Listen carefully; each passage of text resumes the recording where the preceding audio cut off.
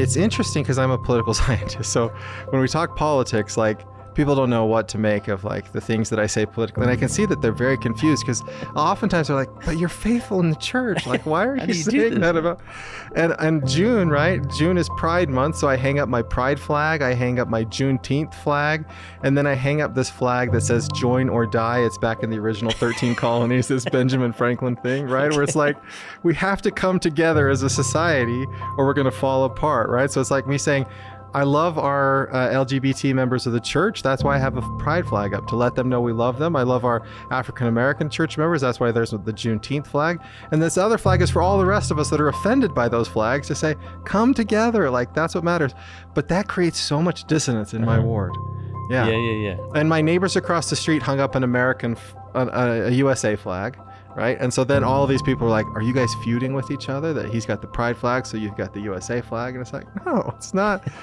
But it's so connected, right? It's so hard for people to like, and this is a conversation you have to have. Like, if I hang up a pride flag, the immediate assumption is something, right? Yeah. And unless I know them well enough to have a conversation, or unless they know me, it really does like change the way they think about me as a member of the Church of Jesus Christ of Latter-day Saints. Yeah. Which is why it's so hard to have those conversations at church. Yeah. And I don't know if your ward's like this. Have you noticed, like, politically, people will sort of like form friend groups based on where they're at politically? And so then it actually creates division within the ward, because they're like, well, of course you said that because you're a Republican. Well, of course you said that because you had the pride flag hanging up. Like, it actually hurts our ability to like see past the worldly things.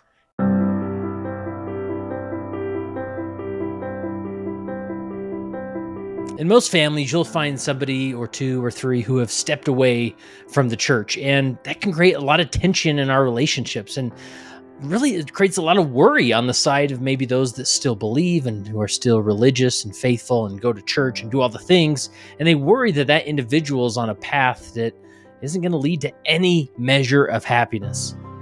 Now, we know that the fullness of joy comes from the restored gospel of Jesus Christ and relying on our Savior and ordinances and all those things. However, there's maybe a reason not to worry too much that this person is doomed to a life of just depression and unhappiness, when in reality, God's more involved than we may realize. So today I sit down with one of my good friends, Matt Miles, who is actually a professor of political science up at Brigham Young University, Idaho.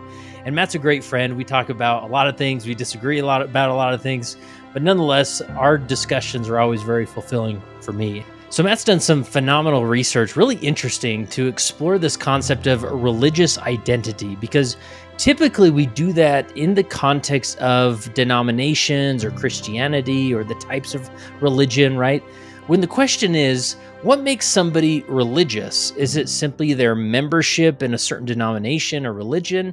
Or is it more about their behaviors and how they are finding connection to spirituality?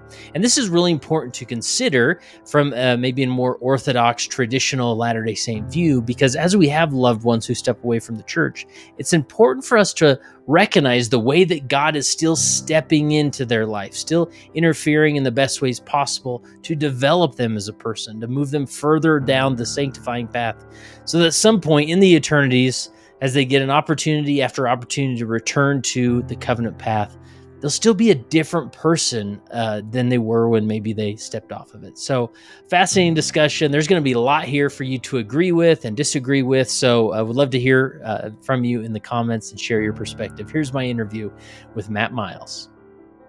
All right, Matt Miles in studio with me all the way from BYU, Idaho. Right? Yeah, it was a long drive. How's Rexburg these days? Right now is like the 2 weeks when Rexburg is nice. Okay. Yeah. And you're in Utah.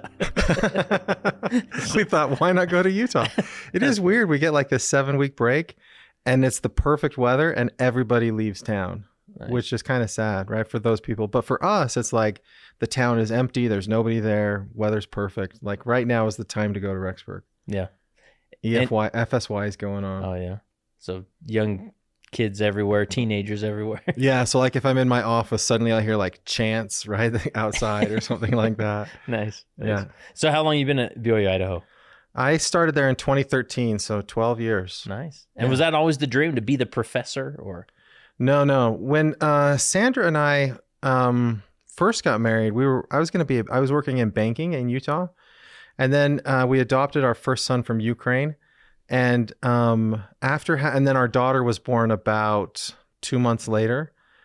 Wait, 2 months later. Okay, I'm right about that. And then so once I suddenly had kids, like working 40 hours a week suddenly seemed awful to me. So I was like, I've got to change my life. So we moved to Kansas to do this job where we would do foster care for adults with disabilities. Wow. So we did that for 10 years. We had 2 adult women living with us, and we would take care of all their needs because they couldn't speak, they couldn't do anything. And then we had our kids living with us. And so while I was there, I was like, you know what? I ought to do a PhD in something. And so I did as well. So I did a PhD. So once I finished the PhD, then it was like, if you don't do something with your PhD right away, you're kind of out of luck. So it was like, okay, now I got to do something. So that's when I went to BYU Idaho. So it wasn't the long-term plan ever originally, but it was sort of like, well, we started down this path, might as well keep going. And you, political science is your main focus there. Yeah. So political science. So this is actually kind of funny because I did my bachelor's in psychology at BYU. And I hated that people would like take psychology research and use it for what I thought was like bad stuff. And so when I was thinking about doing a PhD, I was like, what's a subject that nobody cares about so that no one would ever use my research in a bad way? Like political scientists, nobody is ever like, hey, what does the political scientist think about this? And so for me, it was like, that's the one. Like nobody cares what we do. That's the field I want to do.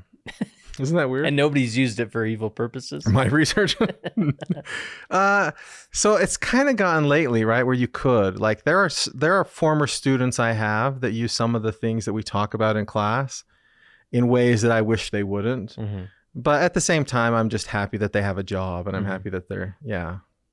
It's hard to use political science stuff in a bad way, I think. Unless you're a politician or what? No, like, because people expect them to be like that, right? It's like if you could do a PhD in used car sales and then somebody used it, you'd be like, well, of course, that's what a used car salesperson does, right? So it's sort of like they kind of expect that. So as you're talking about, I assume you're talking about political related subjects in your classes, right? Yeah. What's the pulse on just your students that you're getting? Has it changed in the time you've been there? You've seen any shifts? Yeah, so this is what's interesting about, well, because it's at BYU Idaho, so they're members of our church, right? So it's really interesting because when they leave home, church and politics and all of that stuff is all tied together into one big package. Mm-hmm. And when we start talking about politics or political science subjects, I have to be really careful at like how I peel away at things because otherwise their faith will like fall apart with it. And so it's really interesting as you sort of start peeling some things away, some kids will just go way to the extreme. So like as an example, there was this student that was like diehard Trump supporter, like hardcore. And then like 2 years later, Bernie Sanders, socialist, like hardcore on the left, Marxist. And then he went all the way back to like Trump's too far left for him. And he's like further right than Trump. So you see a lot of movement with like the college kids and their political views. But in terms of an experience, it's great because we just talk about like they're really interested in politics, but they don't know the science side of politics. And so as long as we focus on the political science aspects, it's kind of fun to watch them sort of learn more about the science side as they're sort of engaged in the politics that they already care about. Yeah. And along that same line, where did the research come as far as this book and with metrics of faith and where'd that idea come from? Yeah. So, I was approached my first year at BYU Idaho. A book publisher said, hey, I would like to start doing books on religion and politics. Could you write a book? And BYU Idaho doesn't have any funding for research. And so I was just sort of like thinking like, what do I already have done that I could kind of put together into a book? And it worked. And so I wrote this book. It's called Religious Social Identity. But as I was working on that project, I had these other ideas of like, I just didn't think we were measuring religion the right way. And there's a lot of like findings in that literature about religion and politics that I thought weren't right. And so then I started thinking these ideas like, okay, if I had the money, if I could do it the right way, how would I do it? And so that's what I started putting together for this book. The publisher calls it Metrics of Faith. And they're the publisher, so I don't care if they choose the title, but I would have called it the fourth B. It's about religious becoming. And yeah. Should I explain why I would call it? Well, I'm curious with like, how do we typically measure faith? I mean, Yeah. So that's why I would call it the fourth B. So if you get into the religious studies fight, there are kind of two groups. There's two schools of thought. One school of thought says everything in religion can just kind of be lumped into this one group. And then there's this other group that says like all of the little details of religion are super important and we should study those. In political science and sociology, they sort of settled on this idea of religiosity, which is we can measure religion by the things a person does. So if you go to church, if you read the Bible, if you study your scriptures, if you pray, we call that behavior. Mm-hmm. And that's one way we measure religion. If you believe in God, if you believe the Bible to be the word of God, we can call that belief. And then if you like feel real close to the people in your religious community, like I have all of my friends go to the same church as me. My family's been a part of this church for a long time. We call that belonging. And so those are the three B's. And they also just kind of get lumped together in religiosity. So usually religion is measured by those three things. Do you go to church? Do you believe in God? How many friends do you have that go to the same church? So those aren't you didn't come up with those. That's like generally in the research, like that's where they go. Yeah, like last 30 years. Yeah. That's how, if you talk about religion, that's usually what people are talking about. Mm-hmm. There's those, I call them the inputs, right? Mm-hmm. What you're doing for religion. Gotcha. But you are arguing there's a fourth one, or? Yeah, so that's why I call it the fourth B. I actually say you shouldn't measure religion by what a person does. You should measure a person by what a person becomes. I mean, I think Elder Oaks had this idea of becoming, right? Yeah. But we should measure religion not by because we all know people who go to church and who have friends that go to church and who say they believe in God, but they haven't actually had this transformative effect. Like religion hasn't done anything to them. And so I looked through like every religion out there. I said, okay, what are the things that they have in common? And there are some psychologists that had also sort of identified these traits. And so there's these four things that every religion teaches people that they ought to try to become. And so I say we should measure religion then by the extent to which a person has become what religion wants them to be. Yeah. And this is interesting because as I think back, the temple recommend questions get a lot of scrutiny, because it's like, they're very behavior focused, and as a church, I don't know the best way to measure if somebody has had a transformational experience to go into the temple and participate in the ordinances there, other than, well, let's gather some general behavioral focused questions or belief focused questions. We'll ask them, but again, that doesn't mean everybody who goes in the temple is this like saintly person per se, right? But so. We have the same challenge at BYU Idaho because our mission is to develop disciples of Jesus Christ. And it's like, well, how do I measure if a person is a disciple of Jesus Christ? Yeah. So is there a way to better measure, religiosity? Religion. Thank you. Yeah. Or transformation, other than, well, looks like you go to church, therefore you must be transformed in some way. Yeah. So to some extent, if you're going to ask people a question in a survey, if they know what you're looking for, then they'll give you answers that are not necessarily authentic, right? Mm-hmm. So to some extent, you have to ask questions in a way that they don't really know you're measuring religion when you're asking them those questions. Mm-hmm. So what I did, there's this person out there, bless his heart. He has a list of 4,000 survey questions that have ever been asked in any survey ever in psychology.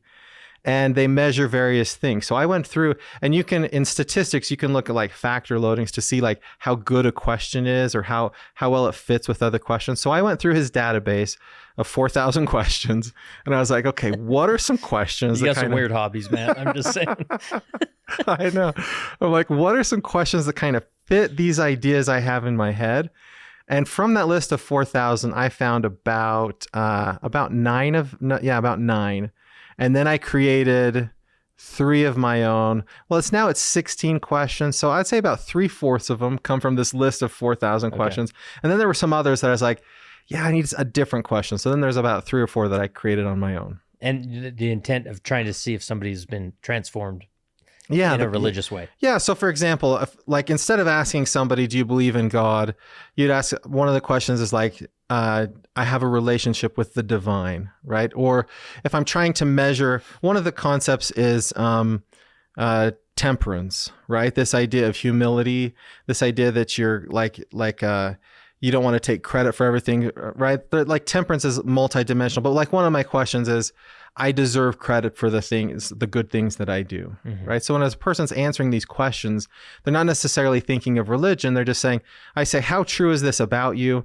And there's these 16 questions, and then they just say how true it is about them. And then you can sort of measure the extent to which these 4 aspects of becoming a person has developed. Interesting. And then depending on how they answer them, there's a score that I can, for every person, I can just put them all together and I can say your score is 0.56, or your score is 0.98. And this may be, so someone who maybe is a proclaimed atheist, doesn't go to church, but loves to be out hiking and feels a connection to a higher power as they go hiking.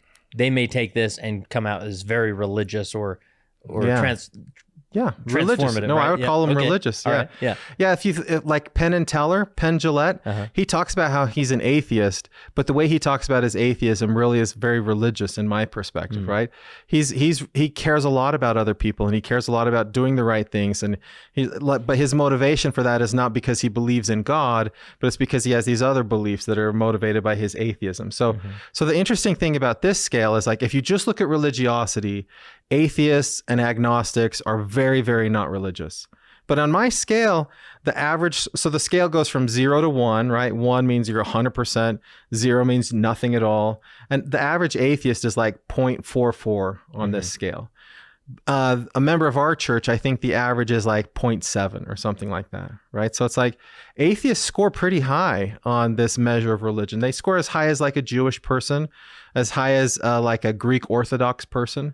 They're kind of in that range, right? So what I would say is, like, a Greek Orthodox person might probably score way higher on transcendence, which is like this connection to the divine or belief in God sort of thing. But they might score lower on these other aspects, whereas an atheist is probably scoring really high in these like humanity, temperance ideas, but it's just lower in that transcendence aspect of it. And I guess where my bias wants me to go is, I'm thinking, well, of course, if they're like, how much does the culture influence being in a Judeo-Christian culture where we promote these values of, love your neighbor and so forth, that like, is it fair to say that individuals, even atheists in certain cultures, maybe Judeo-Christian cultures, are more likely to be higher on the scale? Yeah, that's a good question. And I think that question gets to the biggest question, which is, well, then how do you know it's religion? Right? Yeah. Because if people that we would consider non-religious are still scoring pretty high in it, how do you know it's religion? And you can go through these other measures of religion, like how important is religion in my life, and other various measures of religion. There's just a really high correlation between this and religion. I think that the other question is really interesting. I would love to do kind of cross-national work to see like how are atheists scoring differently. I don't know. Yeah, that's interesting question. So I'm curious, like, I'm just thinking about the church leaders who are like, I go through the temple recommend questions, and, they say all the right answers and they give them the recommend, but I don't, we have such a tradition of sort of pounding like the testimony and get your own testimony, as if and essentially what we're saying is you need to be transformed by the gospel. Don't just know the gospel, be transformed by it. And so is there a better way for maybe church leaders or parents to better understand if the message is actually transforming those that we lead? Yeah. So that's the ultimate challenge of the temple recommend questions, is you're trying to take the entire gospel of Jesus Christ and narrow it down to 13 questions. And then our assumption is, if you're saying yes to these 13 questions, you're on the path to the celestial kingdom. But I think that, like, the gospel of Jesus Christ encourages us to become something more than that. Like, it doesn't matter if you live the word of wisdom perfectly, if you go to church, if you if you live the law of chastity. It doesn't matter if you do all of those things if you're not becoming who you want to become. I think of it more like President Nelson recently said, in a coming day, it may not be possible to survive spiritually without personal revelation.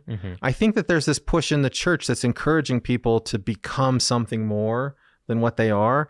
And like just following the step, like when I was growing up in the church, the idea was you follow the steps, you teach your kids to follow the steps, and then when they're old, everything's going to be just fine. But I think that the reality is that's just not true anymore. And I think the danger in thinking that the steps are going to automatically lead us to something is it makes us afraid when somebody isn't following the steps. I think about that a lot when I go to church. I mean, it's obvious to see the people that aren't following all of the steps, especially when I was a YSA bishop. This is what I noticed. The kids that looked perfect, the kids that looked like they were following all the steps, were like sometimes inside really, really in a bad place. And the kids that looked like they weren't following the steps, maybe they didn't like dress right, maybe they had long hair or whatever. Oftentimes, like they were becoming what you want them to become, and inside they were just authentic, fine. right? Yeah. Yeah, so I think that in many ways, I'm just trying to push us to think about religion, less about this idea that following the steps is going to lead us to where we want to go. Because if you're not genuinely doing them for the right reason, then even following the steps isn't sufficient to get you to become who Heavenly Father wants you to become. Yeah. Anything else about as far as as far as measuring religion and this different approach of stepping back and rethinking it, or does it kind of come down to these 16 questions you've identified? Not that these are the golden questions and you figured it out, but yes, that's an argument. I feel like statistically, I've proven my case. I feel like philosophically, theologically, I'd love to like start that discussion of like, should we think about religion as something more than just what we do, and more about like who we are? Yeah. And do you have the 16 questions memorized, or like, could you take us through give us a better idea of like? I wish I had them memorized. Like what would that, like, what are they focused on, or how do you? Okay. So transcendence is about your connection to something, a higher power, something greater than you, right? So the questions are like, I feel a connection to the divine. I feel God's love for me. That one, members of our church actually score higher than any other religion in the world on that particular battery of questions. Humanity is about, do you love other people? Do you care? So one of the questions is like, if I saw somebody and their car was broken down, would I stop and help them? Right? Or do you genuinely care about other people? That one, members of our church don't do so well on as they maybe should. Justice is the idea that people should be treated fairly, no matter what's going on. Like everybody's like equal, should be treated equally. And then temperance is this idea of like, not giving into excess, right? Being humble. I guess it would be the opposite of pride. It would be the opposite of gluttony. That would be temperance. Yeah. And I'm just thinking like from a Latter-day Saint perspective, you know, we have such a strong tradition about ordinances, covenants, where it's like, yeah, those things are important, but at the core, it needs to be in this covenantal relationship, right? But sometimes we miss some of these transcendent traits. We hope we're getting there, but by pushing maybe this tradition, not that we shouldn't push it, but I'm just saying we kind of leave these really strong components in the way. Yeah, I think in the church there's these false doctrines that creep in. There's this prosperity gospel idea that creeps into our church that says that if you're righteous, you're going to be successful. And then along with that is this idea that if you're successful, you should be able to buy anything you want to buy and like do whatever you want to do. And there's nothing in the gospel that teaches that, right? And so we could do better at like, this is why I think on temperance, maybe we don't score so well, right? Because we could do better on this idea of like, you don't have to buy everything you could maybe afford, and maybe you don't need the biggest house or whatever, right? Humanity, same thing. We have in this church this tradition, and I'm not going to say that this isn't doctrinal, but there's this tradition that you pull yourself up by your bootstraps and you like work hard. And like, if you work hard enough, you're going to achieve something. And I just think that in the scriptures, Jesus regularly kind of shows us that like, even if you're successful because you pulled yourself up by your bootstraps, you have to help the other people that it's not working out for them, and you got to look out for them. And so I think we have programs in the church designed to help people do these things. And I know that there are members of the church that are doing these things.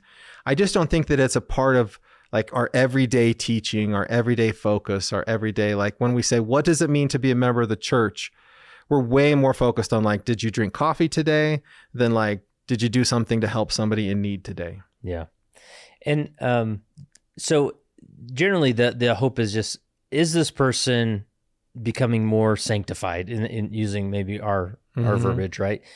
Because I know that I've witnessed individuals who are like, they're very rigid in our faith tradition. They, you know, do all the things as a youth. They maybe go on a mission. They do the temple thing, and they're doing all the behavioral focused things.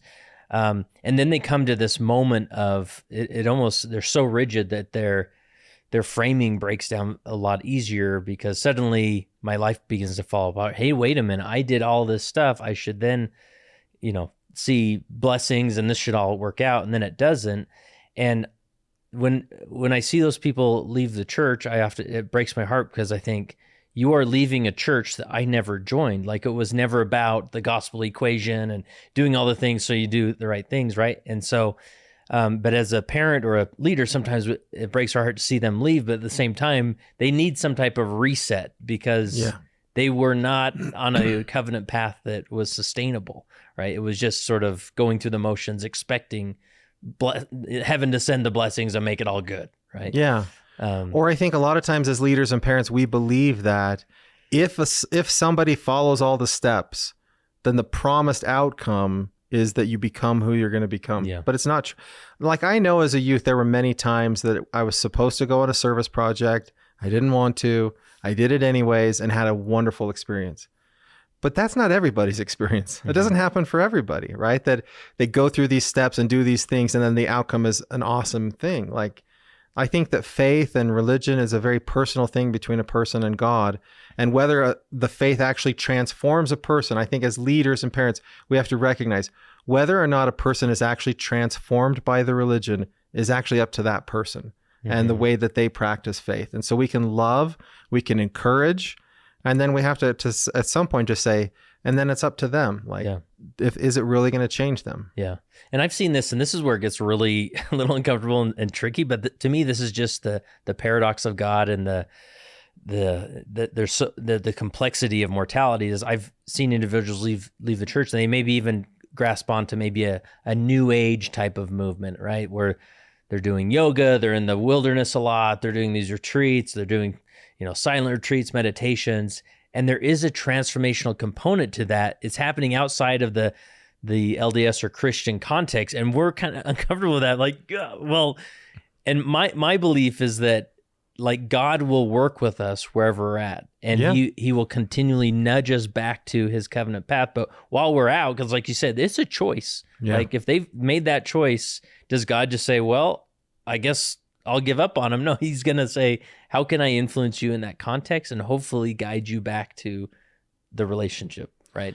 Yeah, I think in a lot of these things, we need to take a big picture view. And again, when I talk about that all of these different religions and even atheists and agnostics can become religious, I 100% believe that that's God that's doing it. Mm-hmm. I believe that God works through people, like you said, in whatever way he can work with them. He's going to find a way to reach out to them because they're his children. Mm-hmm. He loves them.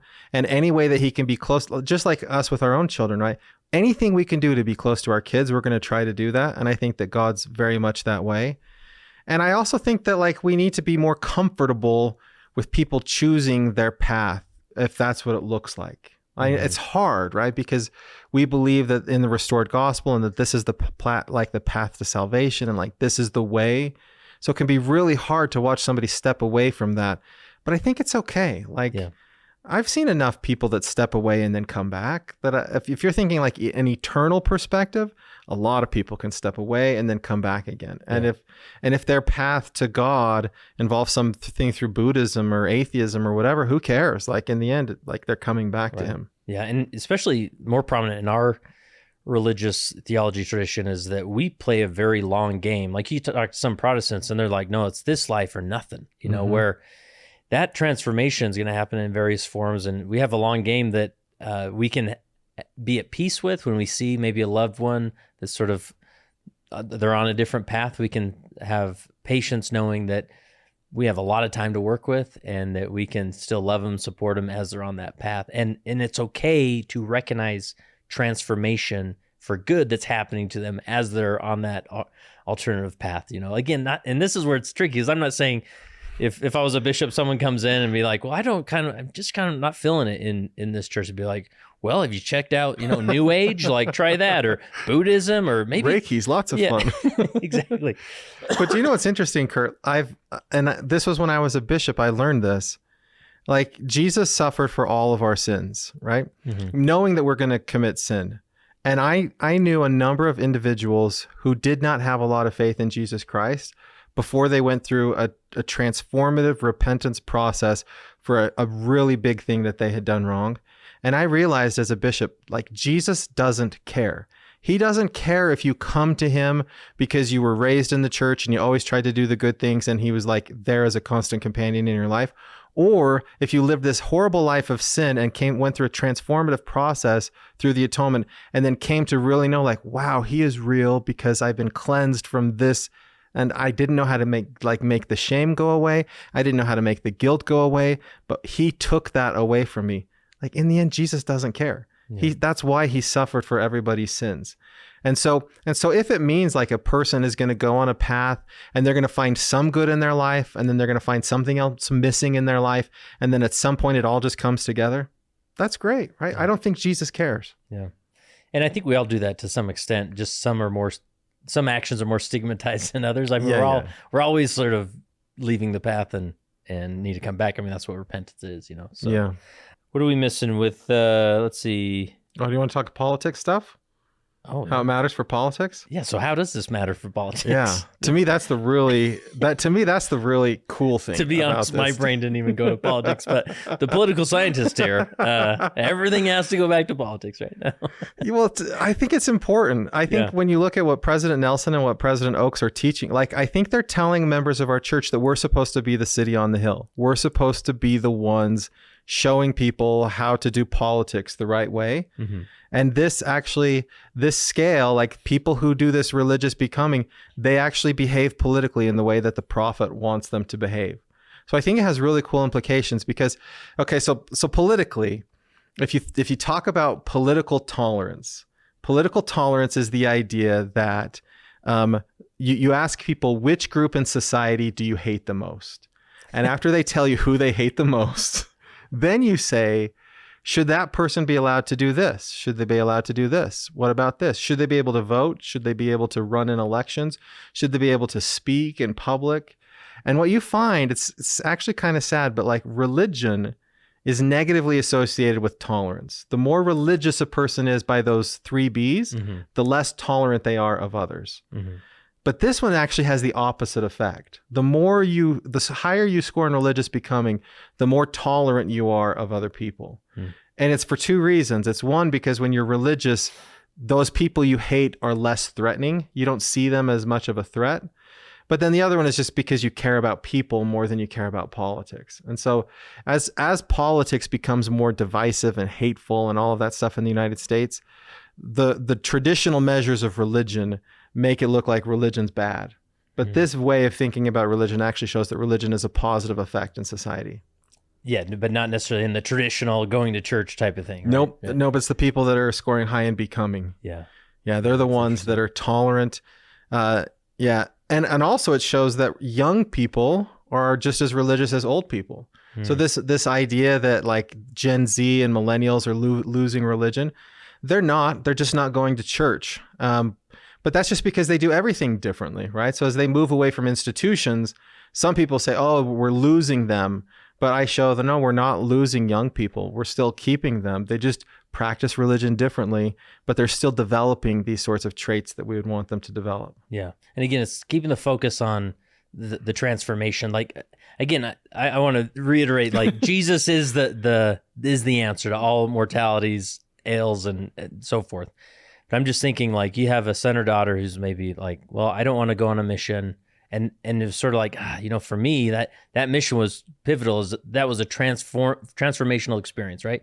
And so instead of saying like, okay, you're not doing the mission, what transformational experience can you do? Like I have a nephew, didn't serve a traditional mission. However, a few years later, he went into the Air Force. And the Air Force was a transformational experience that I can see the becoming happening in him, right? Yeah. And so whether it's like, let's talk about not just the mission, but what transformational experience can you do to keep going and keep being religious, right? Yeah. So. Same thing for my son. He joined the Army, and he hated me before he joined the Army. He joined the Army, and then it was transformative for him. Changed everything for him. And now he loves you.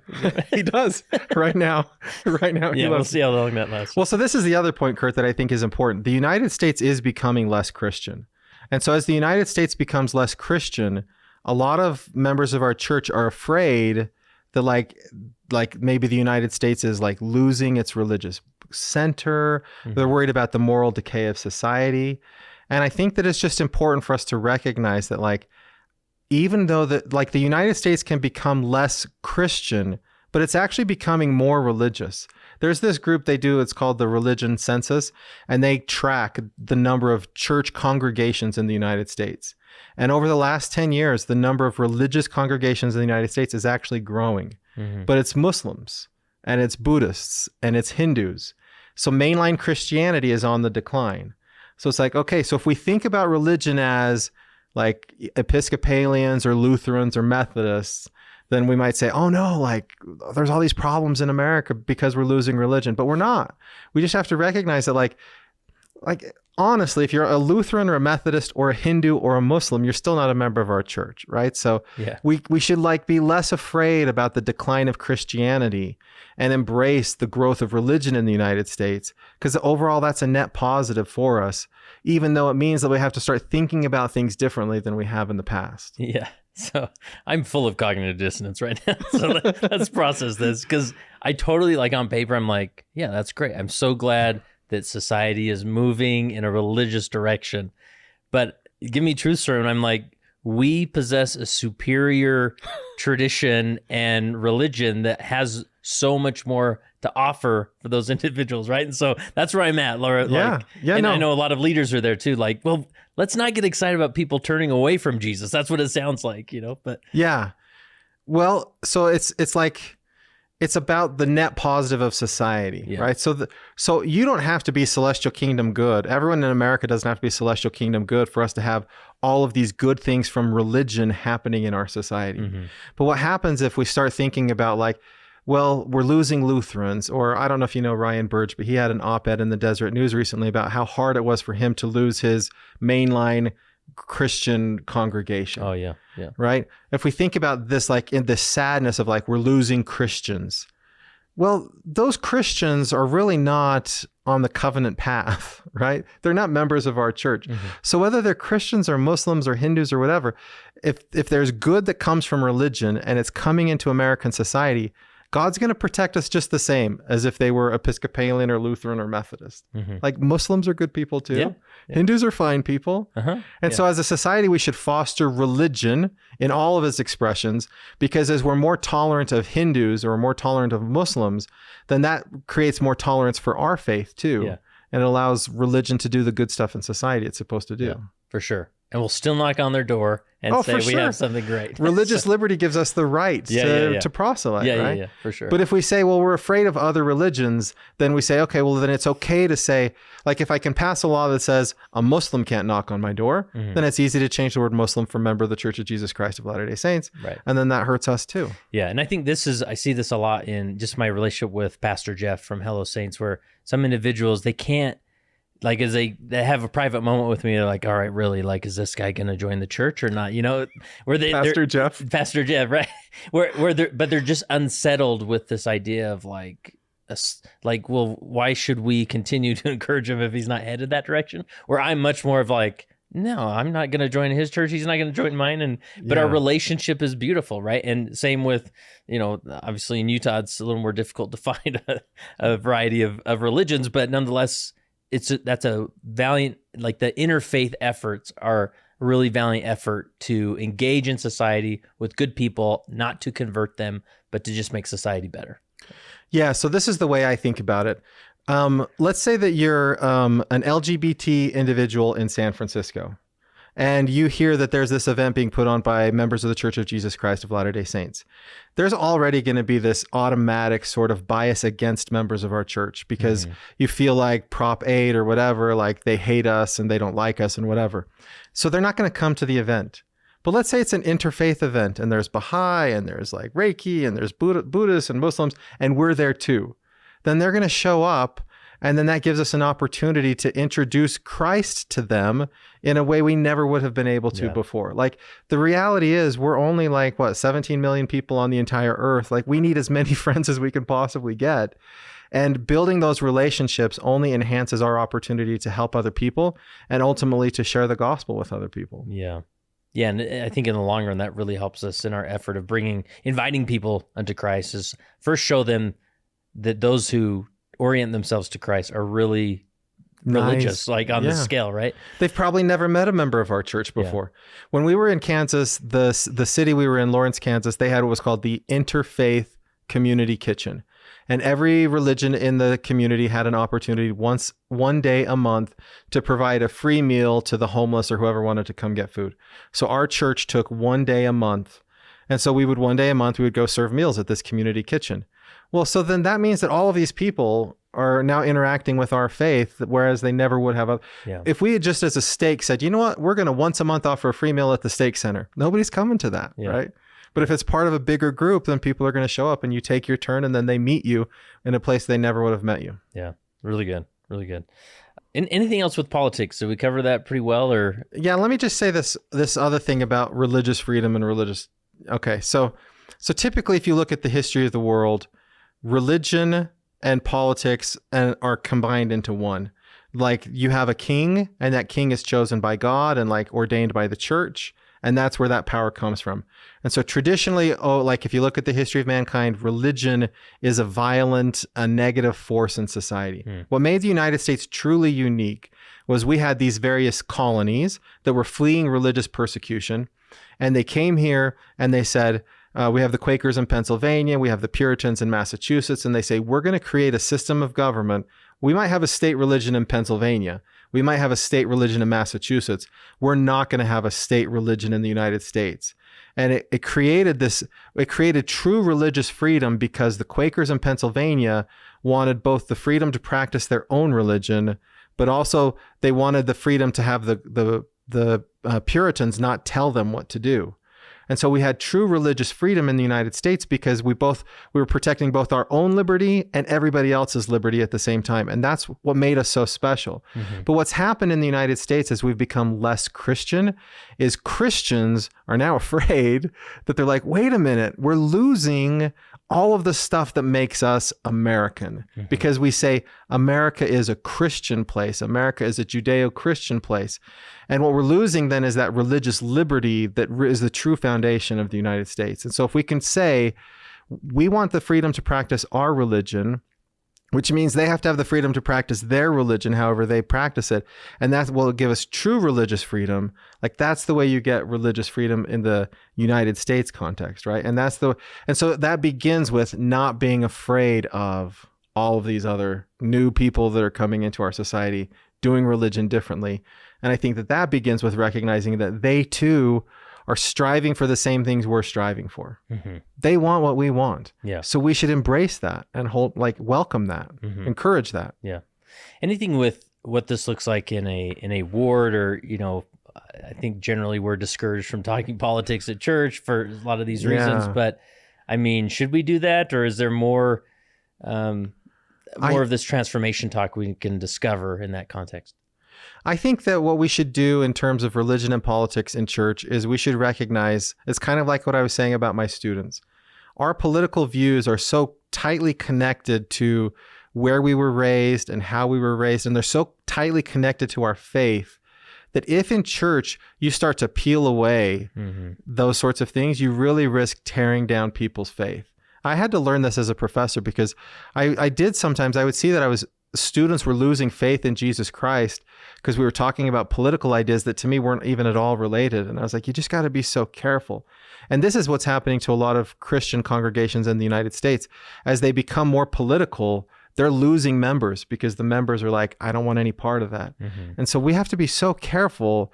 If like in a Sunday school class, we're talking about something and they say, what's an example of that? If you throw out some political example, you really risk tearing down a person's faith, even though it doesn't even seem connected to that in your own mind. Yeah. You have to be so careful about that. Yeah. And I guess, because I just think of like the divide that is often referenced, you see it on social media, and that's a whole nother thing, but like people often describe it, we're so divided because of politics. And so, but I'm thinking like, well, if I'm in a relationship, in my marriage, if we're divided about something, we should like dialogue on that and talk more about it. And then at the same time, we're told, don't talk about it in church, or those things where I'm like, well, if we can't talk about it in church, what happens is we go home, we sort of passively talk about it on social media, and then we sort of secretly hate each other because nothing's even being communicated, right? There are things in your relationship where you start to unpack it, and you or your spouse will say, "This isn't the time to do this. Like, we're not ready for this." Right. And I think that's the challenge in a ward. Like, I guess if you're in a ward family where everyone feels included, everyone feels like loved and feels like they belong. Okay, fine. Like, let's dig into the deeper stuff. But I think we have to work a lot more on the love and the belonging and all that stuff. Like, I think when it comes to politics, that's one of those things where you say, we just shouldn't touch that. Like, we're not in a state in our relationship where we're ready to go. We're not ready to take that step. Yeah. And I guess I can think of like instances where, I've developed a relationship with an individual or two where it's gotten to that place where we love and respect each other enough that we can bring up opposing political views, and we're not like, well, now we can't talk. It just strengthens the relationship and we're good, right? Yeah, it's kind of weird. Like, so I lived in Logan for a while, and then I moved back to my home ward in Rexburg, but they had changed ward boundaries. So there were people there who knew me, and there were people there who didn't know me. And it's interesting because I'm a political scientist. So when we talk politics, like, people don't know what to make of like the things that I say politically. And I can see that they're very confused because oftentimes they're like, but you're faithful in the church. Like, why are you saying that about? And June, right? June is Pride Month. So I hang up my Pride flag. I hang up my Juneteenth flag. And then I hang up this flag that says join or die. It's back in the original 13 colonies, this Benjamin Franklin thing, right? Where it's like, we have to come together as a society or we're going to fall apart, right? So it's like me saying, I love our LGBT members of the church. That's why I have a pride flag up, to let them know we love them. I love our African-American church members. That's why there's the Juneteenth flag. And this other flag is for all the rest of us that are offended by those flags, to say, come together. Like, that's what matters. But that creates so much dissonance in my ward. Yeah. Yeah. And my neighbors across the street hung up an a USA flag. Right. And so then all of these people are like, are you guys feuding with each other, that he's got the pride flag, so you've got the USA flag? And it's like, no, it's not. But it's so connected, right? It's so hard for people to like, and this is a conversation you have to have. Like, if I hang up a pride flag, the immediate assumption is something, right? Yeah. And unless I know them well enough to have a conversation, or unless they know me, it really does like change the way they think about me as a member of the Church of Jesus Christ of Latter-day Saints. Yeah. Which is why it's so hard to have those conversations at church. Yeah. Yeah. And I don't know if your ward's like this. Have you noticed, like, politically, people will sort of like form friend groups based on where they're at politically? And so then it actually creates division within the ward, because they're like, well, of course you said that because you're a Republican. Well, of course you said that because you had the pride flag hanging up. Like, it actually hurts our ability to like see past the worldly things. Yeah. And that's where and especially from a church leader standpoint, like, is it better to kind of remain in the unknown, where people don't necessarily know where you stand? Because I'm thinking, like, even on a general level, like, you think back to the 50s, 60s, 70s, where it was very clear where Elder Benson stood. It was very clear where Hubie Brown stood. And they almost had these like, well, I'm going to share my perspective and that perspective, right? And it created some conflict a little bit, or some like, what's going on here? What should I make of this? However, at least you knew where they stood. Where now it's more of like, it's a very unified message, which makes sense, but nobody. And so without that clear indicators, we assume, oh, that's because they're on our side, right? And then I talk to somebody on the other side, well, they're actually on our side. But like, what is going on here, right? Just confused. It almost creates more confusion by not putting the flag in your yard. So church leaders are often like, I'm not putting any flags in my yard. But then, I don't know, does that hurt or help, Yeah, that's a tough question. I had a couple so I remember when I was in Kansas, it was a university ward, but it was geographically diverse. And so we had people on every end of the spectrum, and they would bring up everything in church. And so you always knew where everyone stood. And it was a little less divisive because it wasn't the way Rexburg is, right? It wasn't like there are two people on one side and everybody else on the other side. So it was maybe if you got a ward with more diverse views, maybe you can do that. But the other thought I had is I was thinking about Elder Anderson's talk on abortion in the last General Conference. Mm-hmm. He says in that talk, this isn't about politics, this is about morality.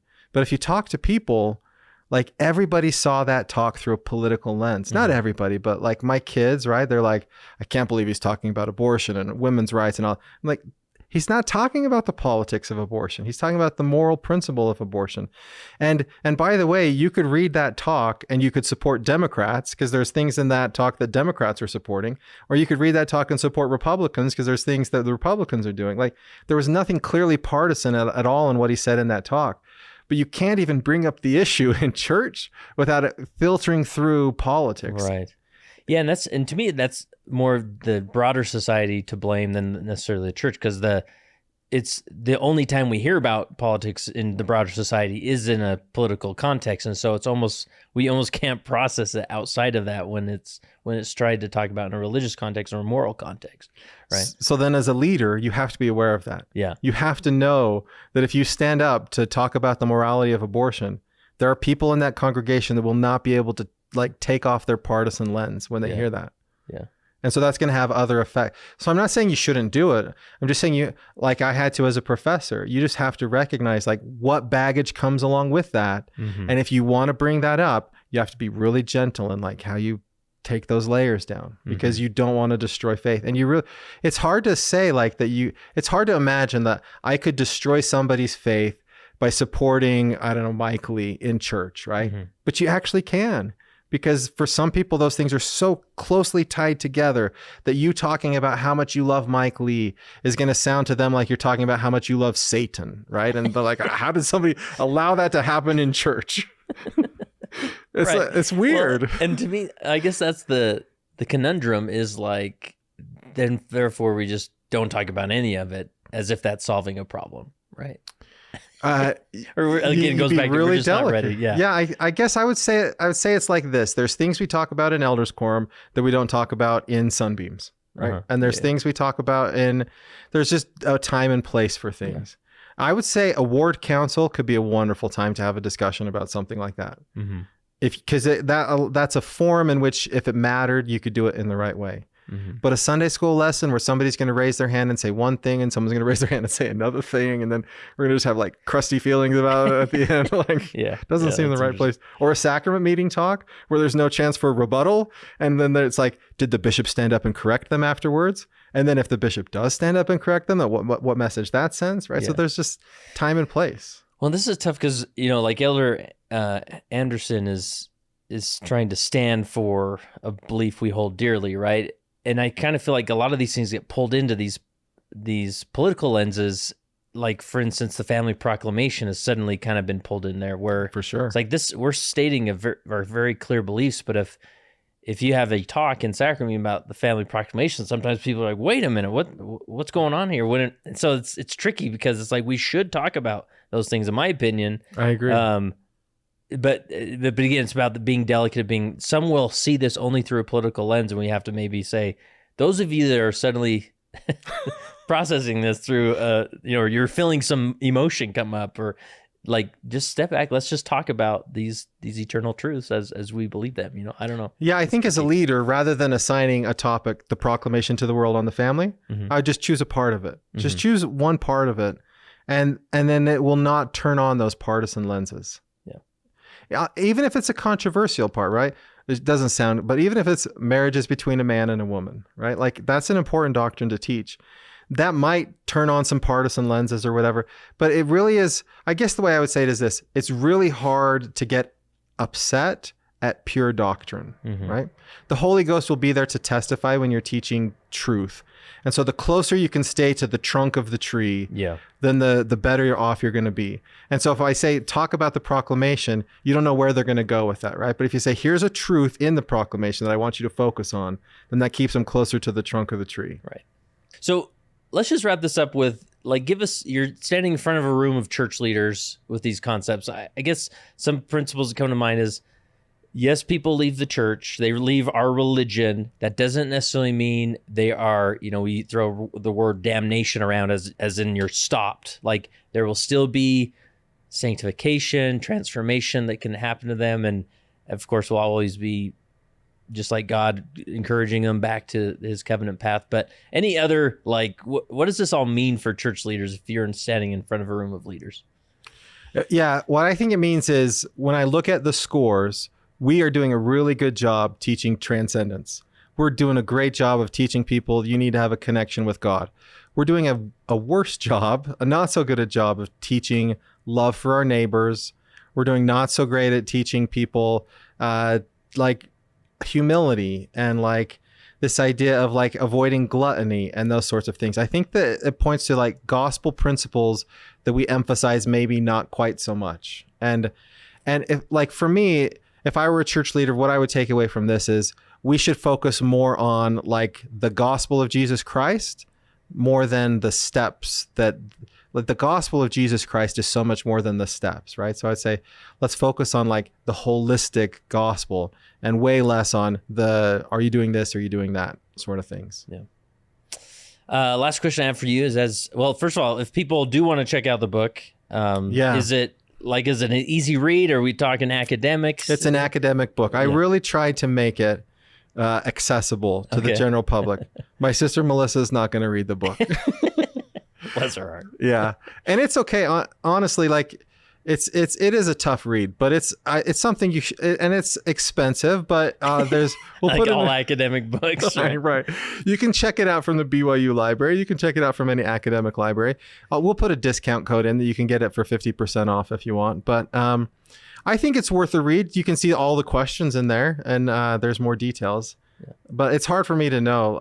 So this is weird, Kurt. I write books, but I don't read books.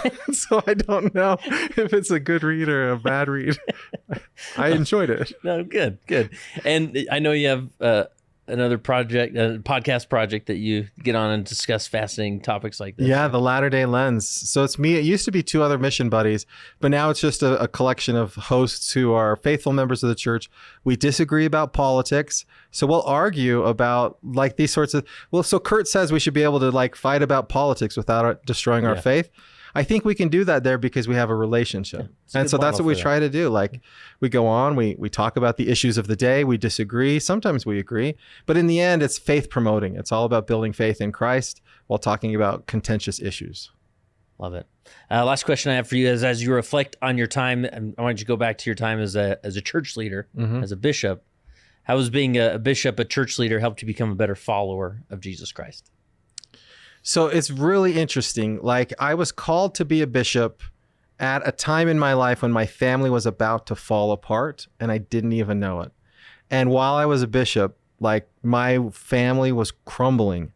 And looking back, the things I learned as a bishop gave me the tools I needed to bring my family back together, to put all the pieces back together again. Ultimately, I know that it was Jesus Christ that saved us. I know that like we never could have done that without his help. I have a painting in my office that everybody laughs at because they think it's an ugly painting, but I'm like, but this painting is my family as we were falling apart and didn't even know it.